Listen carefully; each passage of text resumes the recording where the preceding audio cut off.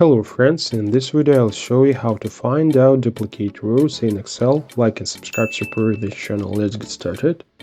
In one of the previous videos we searched for duplicates in cells. Now let's find duplicate rows. In this case we need to consider the row as a whole and not as separate cells. To combine cells of the same row, use the concat function.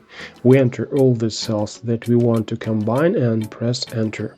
As a result, we got a unique combination of data suitable for only one row.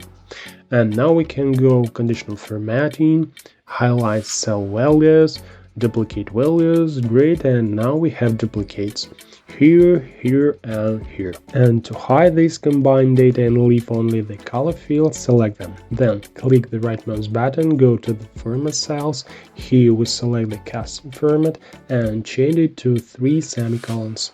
Click OK. The data is hidden and only duplicates are marked with a color fill. This is the way. But there is another slightly advanced method, which will require a little preparation. First, let's create named range for each column with data.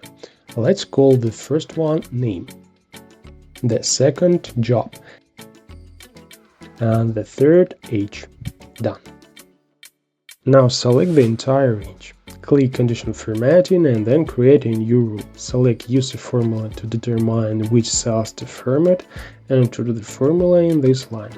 And be sure to fix the name of the columns C, D, and E so that the check for duplicates takes place row by row, and we leave the cell numbers as is. Select the format and then the fill color. Click OK.